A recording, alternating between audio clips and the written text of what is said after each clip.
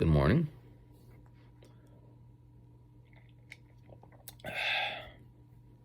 Let me get my branding on.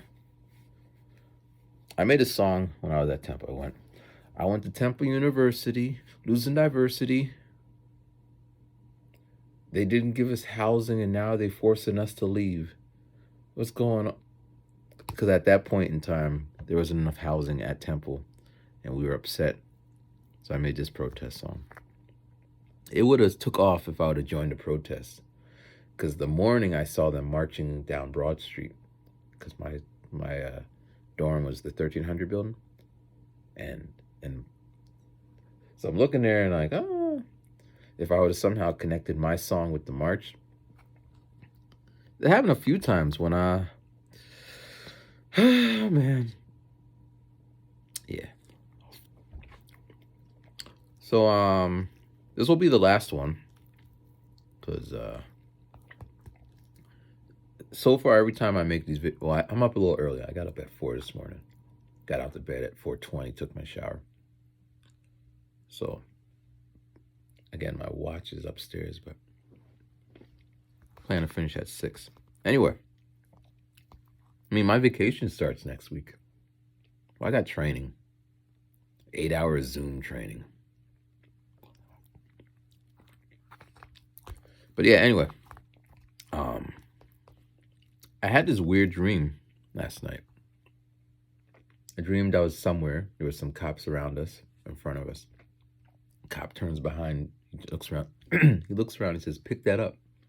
There was like some garbage on the ground. So I pick it up, and then he like drags me off to the side and he like beats me. And then he's like, "You're gonna disrespect me or something?" And then I escape and he's chasing me. I get like evidence, like the stick he beat me with. I think that was going to be evidence because DNA's on it or some shit. Then I drop the stick and he picks it up, and then I'm hiding and he's coming up the escalator, and then I wake up. A real random dream. So any dreamologists out there, let me know what that means. Give me some insight. I had this guy, and he hit me up like, "Oh, your dream means this." I'm like, I didn't ask you. I'm asking now, but I was just putting it out there. He's like,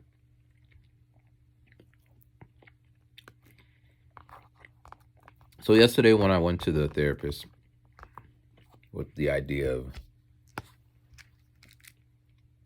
which hand is it in, like this one. So I did it 3 times, and I'm like trying to find my words. Like, so this is like opportunity. And the 3 times you took the opportunity. You didn't not take the opportunity. Because usually she can say, "I wouldn't have done that." Like one time, like, if you saw a homeless person crying on the street, you wouldn't give him tissues. Because when I would be talking about my mom, a little tear comes out my eye and she's like, "Here's a tissue." I'm like, would you leave it be? This is just what's going to be going on for a while. So I'm like, yeah, if you saw a homeless person, would you give him, like, I would give him a tissue. No, you wouldn't. But I can't say she wouldn't or would, because maybe in her mind at this moment she would. But maybe if she's with her child and she's busy and it's raining and this homeless person intimidates her and is crying, I don't think she's going to, "Hold on. Here you go, sir." And if there's a row of homeless people with tears in her eyes, I don't imagine she's taken out. Or if she runs out of tissues, is she going to go run to the store to... But in this little exercise, she couldn't get out of it. It kind of locked her in. And then I went on from there. Like, yeah, when opportunity is like that, certain people have that knowledge. So I can't really form my words. Well, I'm always saying, I'm reading how to change myself. Like, no, don't change yourself. Be who you are. But if you don't have certain knowledge, for whatever reason, background, location, the area you grew up in, you just won't know. There's a book out there, How to Shake Hands. And there's probably someone watching me. You would read a book on how to shake hands? And there's another person who they didn't read the book, but they went to like corporate training and they showed them how to shake hands and look in the eyes and maybe they're sales or something. There's a course for women to learn how to walk, or even better, if you went to the beauty pageants, they train you how to walk, how to smile. You couldn't just come in there without knowing that. I mean, some could, but if you didn't take that extra training, when I did my GMAT, I took a course on how to eliminate the outliers of the problem. So what's 1 plus 1? The one that's like 8 million clearly would not be the answer. And the one there was a whole course on how to, whatever. I took it right before I was taking the course. Then I quit the course because I decided I'm going to go to Japan to teach. I still did the GMAT. I did pretty well on the reading. The math was, if a train is leaving from New York at 3 o'clock I've never seen those problems because I didn't really study so hard in high school.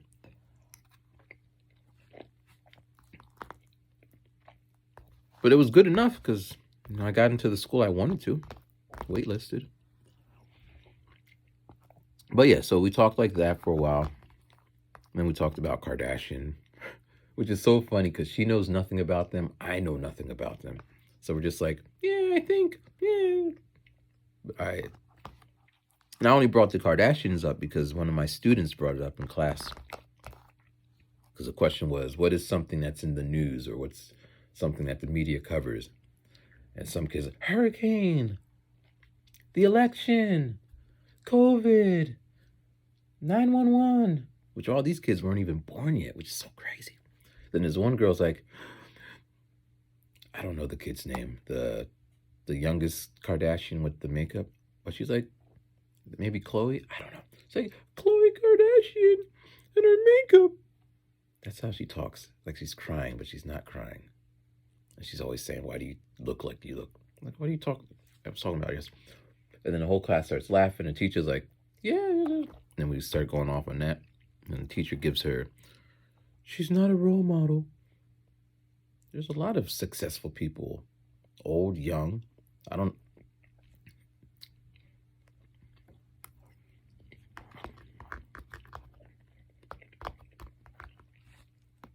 So in my sessions, if I were to stop a thought like that, like, what were you going to say?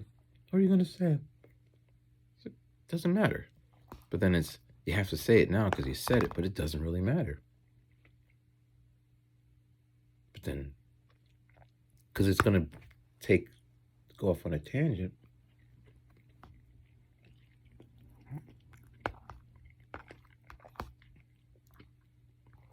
But, I'm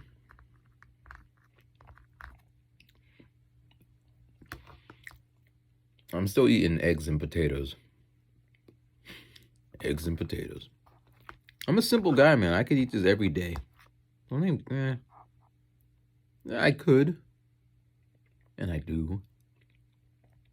But if someone was like, do you want pancakes today? They're going to make it on my behalf. Like, yeah, make pancakes. My ex, when I used to live with her, one morning I went out to go get McDonald's breakfast. It's like, why'd you go out to get McDonald's breakfast? And then the next week she made like homemade hash browns and homemade McDonald's-esque type food. It was so if you're watching my video during that time, that's when I started to get bulky or fat. I guess bulky. Because people started saying, are you working out, Matt? You look good. You look bulky. Fill me all up. She used to feed me. You say, where is she now? I don't know. In Japan somewhere? The last time we spoke, she was telling me that she was going to the gym and her trainer was interested in her. And she was asking me, do I know him? Like, I don't know every black guy. I probably wouldn't know. Well, I guess I could know a trainer. Well, Whatever. She was asking me, and I was like, and I knew in my heart, because I want her to be happy, and if someone is interested in her, and go for it. But I also knew that there wouldn't be communication with me after that point. Because who wants your ex? Who wants to hear your ex talking to their weird boyfriend? And that was that. And it sealed the deal. I sent her a happy birthday message. She didn't even say, hey. Actually, she didn't send me a happy birthday message. Well, anyway, that's when you know it's kind of done. When you're no longer. But it is what it is.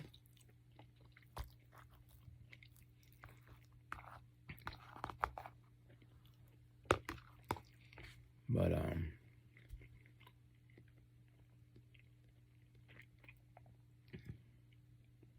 so from next week, I have off on vacation for a week. Part of it's cool. Get to be home. I don't really want to be home, but I get to be home. Part of it sucks. I don't get paid. It's not a salary job. It's your work, you get paid. So for a week, or not this, the next week, I'm not going to have a paycheck. Well, there's training, 8-hour Zoom training. So I'll get paid for that. And they have some online courses that I can do for training. So I'll do that. So if I do all the training, the paycheck will be more or less the same. I found out yesterday, I don't know if I mentioned it. No, I don't think I would have. I printed out my contract to see what my job duties are. And of course, everything I do now is not in the contract. It's like void. It's ambiguous, but I would say it's a breach of contract. I don't know how strong it would be. But it says in the last line, any paid training that we paid you for, and if you quit before the June 23rd, 2023, you have to give back the training money. Like, oh man. But then it says, if you quit, and then when it says the company has the right to terminate the contract, it doesn't say they're going to keep or you have to return it. So I guess if they initiate it, it's on them. And if you initiate, it's on you. So, but yeah. So yesterday, as I mentioned, the teacher was telling me that I need to be responsible for the kids. And I was kind of annoyed by that. So yesterday, I'm in class. She goes to the bathroom. The kids start acting up. I'm focused on these two kids in the back because they're like dropping shit on the floor. I'm like, pick it up. But he's multitasking. So as he's sweeping, he's like stealing this kid's pen.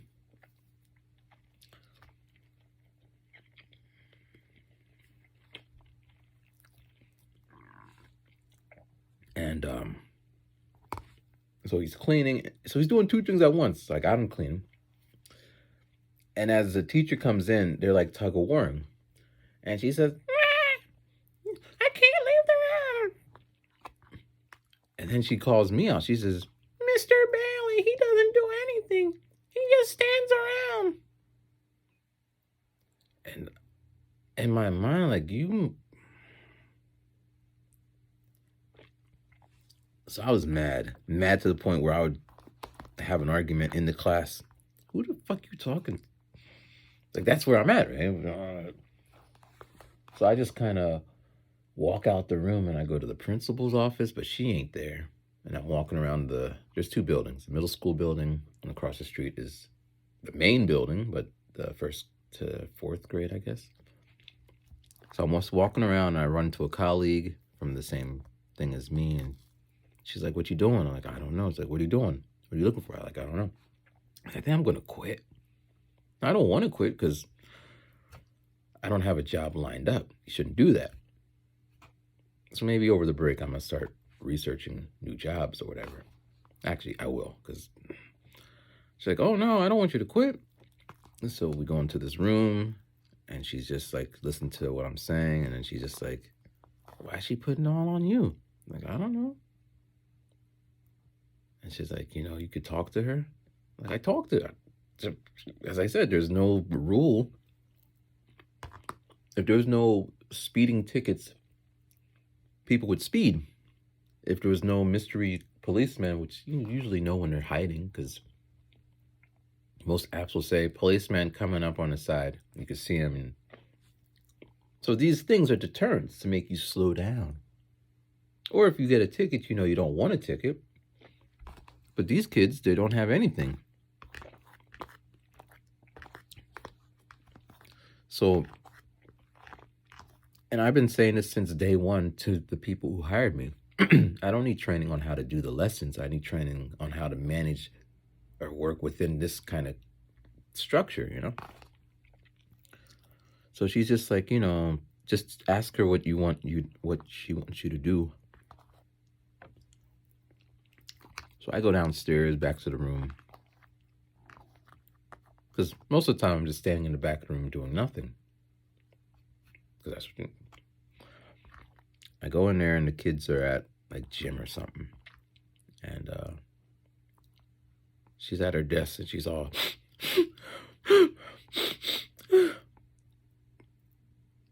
so crying is like my kryptonite.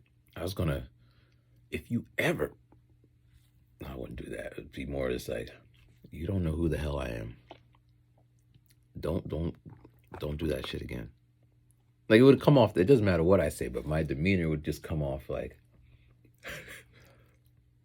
because, I'm just odd in that sense. Shit,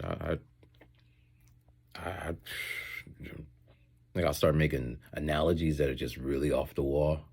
Shit, the next time you do this to me, man, and that's just how I am. And these aren't empty threats. They're, okay, I could do this, but this will happen. Trying to work out cause and effect. Okay, if I do this, then this might happen. It won't look good on me. So just wrap it. Boom, boom, boom. But anyway, but I'm trying to be an adult, trying to be civil. So I just said, hey, what do you want me to do? Like, but you don't tell me when the kids are being bad. I'm like, it's the same kids. You already know who's going to be bad. The minute you leave the room, they're going to be bad. What, you want me to tell you a minute by minute plan? She's like, then she starts crying. I told the principal, and the principal said it's all on me. It's my fault. She said it is my... But it is your fault. You're the teacher. It's not my fault. I'm an aide.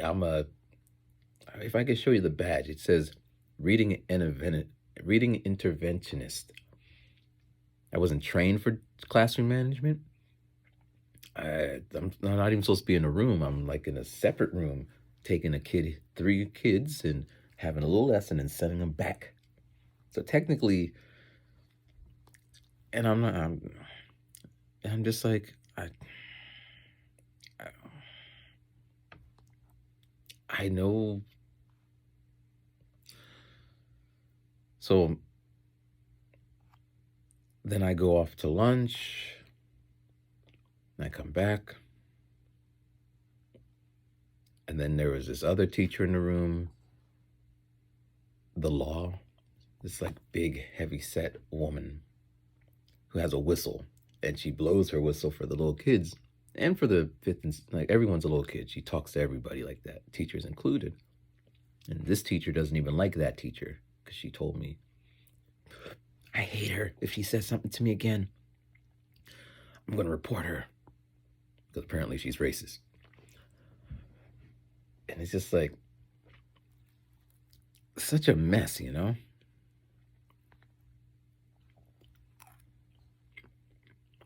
it's just weird because when I was in Japan, I felt the same kind of messiness of it. I worked at a company that could care less about me. Like, there's always something. I don't know if there's a perfect job out there. And I was saying that to my niece the other day, like this job sucks, and is it? Like, it doesn't really matter where you go. There's always going to be something that's going to be offsetting. It could be the boss, it could be a coworker, it could be the client, it could be the circumstances of the job of your nature. There's always going to be something, but you got to figure out how to not make it, because you can control how you feel and think about stuff. Easier said than done. I'm not up here preaching. But, and for the longest time, I was saying, as long as I'm being paid to be here, they don't bother me, I'm good. But now they're bothering me. Like yesterday, I could not function because I just, like, I'm not even doing what I'm trained to do. I'm doing other shit. But I guess and this goes back to what I said yesterday, or what I was asking.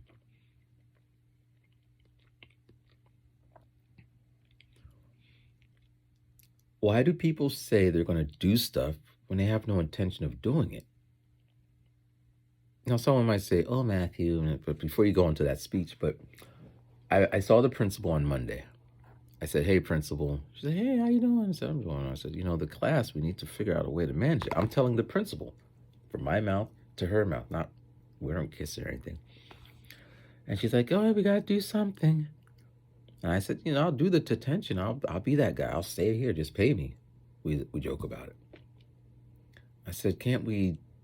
I'm throwing out spitballing ideas. Can't we do this? And can't we do that? And so then yesterday, the teacher that I work for, not with, for, because that's the status, she's like, "Yeah, the principal said that it's her responsibility to tell Matthew what to do in class. And if Matthew is not doing that in class, then she needs to figure out how to get Matthew to do that." And she probably left out some other things.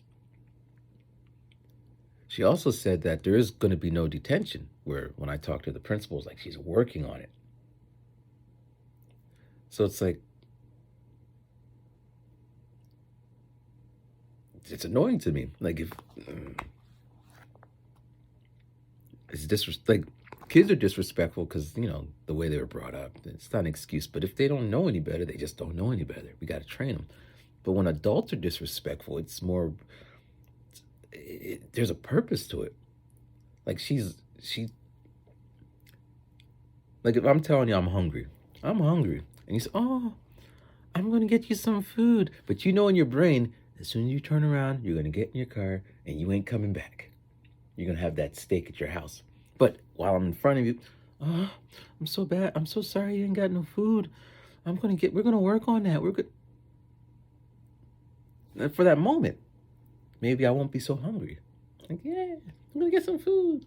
But this could be money. This could be buying a CD. This could be whatever it may be. So for that moment, I'm thinking, okay, I got an ally. And then they turn around and go, and they never come back. And then it's just like, why? Why say that? Like, I usually just use what's in front of me. So here's a Rubik's Cube, right? I went on a date 6 months ago, summertime, right when I came back, when I had money from work and in Japan. And I was talking to this woman. And at that point, I was, again, stuff that's on my table. I was really interested in, because at that point, I was going to go back to Japan. So I wanted to get really nice with the Rubik's Cube so I could be all like, brrr, bah. So I was telling her, yeah, I just got a new Rubik's Cube. She's like, "Oh, I always wanted to learn how to do a Rubik's Cube. Can you teach me?" And I said, "Yes, I will teach you." I wasn't saying, like, I said the words because I would actually sit down. So the day we had our date, or the day before, I went to the store and I bought her a Rubik's Cube. And I had a Rubik's Cube. My intention was, on the date, it was like a coffee date. After I don't even drink coffee, but you want to go to the coffee shop and not drink coffee? Sounds weird. So you want to go to the coffee shop. Let's go to the coffee shop. I have hot cocoa. And I'm like, "Here's a Rubik's Cube." She's like, "What's this for?" Did you not hear the... So or it'd be something like, someone's performing and I come and they're like, I didn't think you're gonna show up. I said I'm showing up. Why wouldn't I show up? But it's a thing. People, and I know this person, people say they're gonna do stuff and they don't do it. So like that kind of people say they're going, that's how the student talks. It's always like this crying voice. And I'm like, are you crying? And you just not crying. Anyway. So, the principal, she lied to me. Just be straight with me. Hey, listen, Matt, no detention is coming. You're fucked. And if she even jumped it up, the priest is the priest is the king of the school. He doesn't want it, so principal can't do anything. So your teacher got to figure out how to manage the kids. And the kids are kids. If I knew this going in there, I would be better equipped. Like, I came unprepared. Like, the whole training, they kept saying is the kiddos, the kiddos, the kiddos, the kiddos. My niece said kiddos. I don't know if that's a thing, like calling people bro. I don't know when kiddos and bro became the thing we say, but I never heard those things. But I teach tweens. They're 12 years old. They're not kiddos. They are coming of age, having issues and stuff. But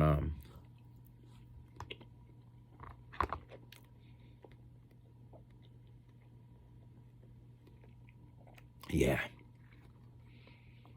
So all I know is I'm gonna go to work.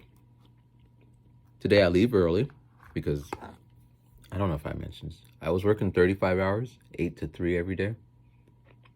And they sent a memo on Friday night, 1 week ago Friday night, to say, hey, you can't work 35 hours. You only can work 30. Fix that shit. And all of us, now it's in our contract, 8:30 to 2:30, but when she sent me my work hours, she said 8 to 3.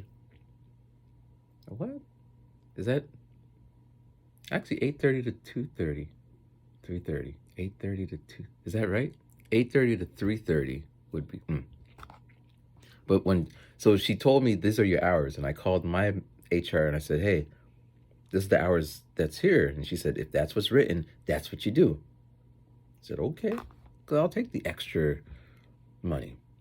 At that time, I was just worried about my dad. I didn't want him to be alone for so long. But, it is what it is. So she sent this email, and we all had to adjust our hours. Some leave at 2 o'clock, 8 to 2. Some come in later. My plan is leave half an hour Monday, Tuesday, Wednesday, Thursday, and then leave half day on Friday. Because again, the way everything is, you do whatever you want with the structure, which I don't mind. If we have to not work, then at least I could leave early on a Friday, which is cool, even if it's going to be cold and chilly. But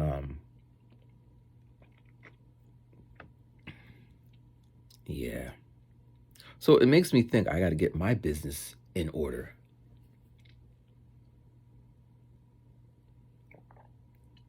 But that's equally difficult because there's just so much. Like, I was in the shower as I was doing my business. I was thinking about the 4 Ps. Thinking about trying to think of all the marketing, advertising stuff. And it's not musical, And I know when I talk to other musicians, and I'm like, so we have to look at our SWOT analysis. They start whispering, what is wrong with him? I thought he was an artist. He's a businessman. And then I think of Jay-Z's line, I'm not a businessman, I'm a businessman. Such a great, this little compact thing. And my internal, and I could understand what they're saying because I think it too. Am I going to make beats, or I can't do both. Like, it's hard. I'm getting a little better. Like the album I put out, a lot of my editing was more so I need to make it listenable. So there was a song that wasn't really, it didn't need to be there. It wasn't so great. So I just kind of cut. Doesn't need to be on the album. The endings, I was going to sing on a couple of them, but I'm not a singer. And I don't want to break the aesthetic because when I sing, because on my album 40, my birthday album, there's a song where I'm singing, and I was on his podcast, and the guy's like, "Yeah, you're a good singer. You should sing more." But he's like making fun of me. But if I didn't sing, then the music would just do its thing. So I took those out, and I didn't like everything was kind of all right. I'm gonna put this here because this is gonna fit better, and I'm gonna put this here, and I put it in the order, and I named it in a way that'd be easy for people to remember it. Like the song Lucy, it could have been all like the third, some random shit. But Lucy's easy to, and I picked names from the songs that it would kind of, because in the Death of a Salesman, there's a part where he says, he died a death of a salesman. That's the only time you hear that phrase in the whole book. But that's the title of the book. So there's a more business oriented, making it. Cause I remember talking to a musician friend of mine, and he was just like, my album is called AB underscore asterisk space quotation marks to the third, but spelled out TOTHETHRIED, but two D's. And I'm like, how is anyone going to find that? It's like, well, I'm being creative. No, you're being stupid. Yes, if they have they can copy and paste it in there, but if they're just randomly searching, it's like, oh, and we got into this big thing, and it just went round and round, and we would have these conversations like this one. What kind of music do you make? Well, I make all music. No, you don't make all music. You don't make polka music. You don't make country music. You don't make bluegrass. You don't make acid jazz. You kind of make rap music because you're rapping, and you make eclectic rap music. He's like, no, I make all music. No, you don't. There's a lot of, and this was brought to attention because I read it in the book. If someone walks into the store or someone's searching on iTunes, if you type in all, that list is huge, and usually it's sorted by whoever has the most views within the all or the general category, which wouldn't be you at that point because you just put yourself in there. So if you're in all, it might even be alphabetical. So your potential customer who, if they heard your music, would love it, but since they're on this list of all and they just see the top ones, you could listen, but in Google prove this, we don't really go to the second page of the search engines. So you want to be right up the top 10. But let's say you said, I make sad rap emo music. Very targeted niche. Then you get the long tail thing. People are searching, I want some sad emo rap music. And then you appear on that list. It's a smaller list, and people can listen, and you might even. Now, again, I at one point I was reading Google AdSense or Google AdWords and Google Ads and Google Analytics. Like, that's why I know this. Did it work to my advantage? Probably.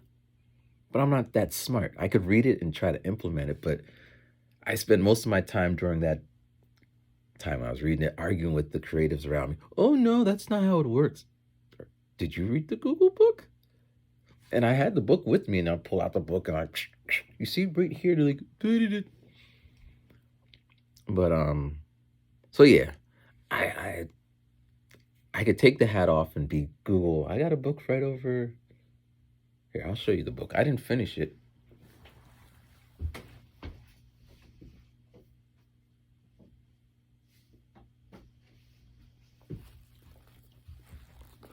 Ba-bum. Learn how to land the best job, build your brand, be your own boss. I, I don't know. I think I got a chapter in or whatever. But it's a book where I wish I had a buddy to read it with. So then we could kind of bounce side. Like a church wouldn't be a church. Check this out. No, it's not my preacher, but the preacher at the church that my dad used to go to before COVID, and after COVID, he just stopped going to it. He's quitting. I think I mentioned this, but whatever. He's quitting. He's moving down to Florida. And there's another preacher who's also quitting. Two preachers quitting at the same time. And like I went to their website once, and it's like the most shittiest website ever. Now, you don't technically need a fancy website, but it's not a website you would go to. Like they would have podcasts or they would have the sermons, but it was like, and it may have video, but I was like, I could have made that look prettier. But my dad and my aunt were talking one time, and it's just like, the preacher said there's not enough people here to preach to. But what I think he's saying is he's not making enough money to be preaching to. And I seen this at Zumba class. One time I came into Zumba. I don't go. I'm thinking of going next week just to pop in. Hey. I might. That'd be fun. But she sent me an email. She's like, hey, the ladies are thinking about you. Like, I'm thinking about you guys too. But one day we came in. I'm there. This new person who started coming is there. So it was like three of us. The Zumba teacher comes in. She's like, where is everybody? And then like 20 minutes go by and no one shows up. So like, and then she goes out to the office and she's like, or to the reception desk. She's just like, she comes back. I ain't teaching to three people. I kind of felt, what do you mean you ain't teaching to three people? We came here, you're going to teach to us. But I also know how that feels. Like when I would go to perform at a show and there's no one there, it's hard to put your all into like the three people who are sitting there. And not for you, it's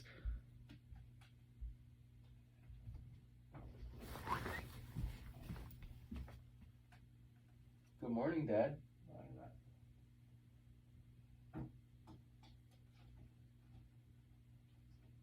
Really? I am here.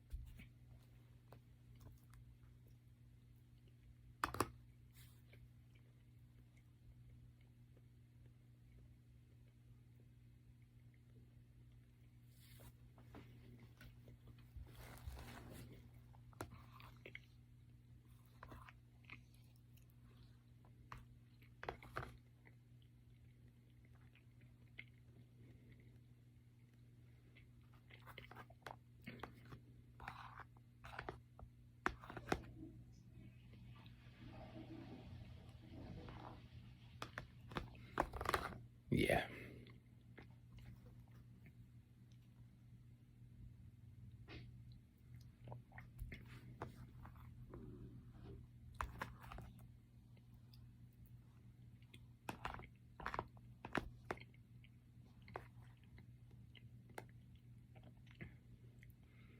So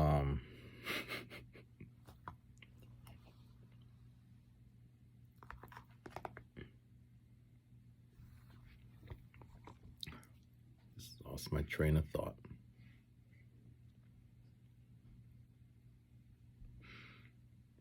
All right, gym. not teaching for 3 students.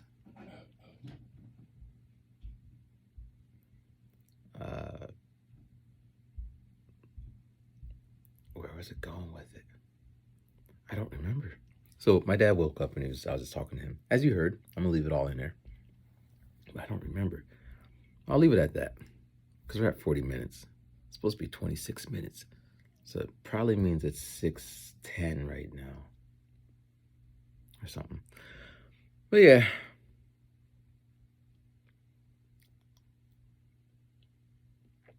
And the only reason I'm not editing it is because it's from my iPhone, and if I edit it, it's going to make a file that's going to be equally as long as the first file, and I don't even have so much space on my...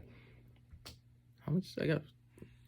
Like, I'm running out of space because my apps be taking up space, videos and all that. But anyway, so maybe if the weather's nice, I'll do a walk and talk outside. I don't think I'll ever be doing the driving ones because the people in my area be crazy driving. I need to be focused. And it's not Black Friday, but most of the things are now early Black Friday. So happy early Black Friday. Let me know what you guys are buying. All right, peace.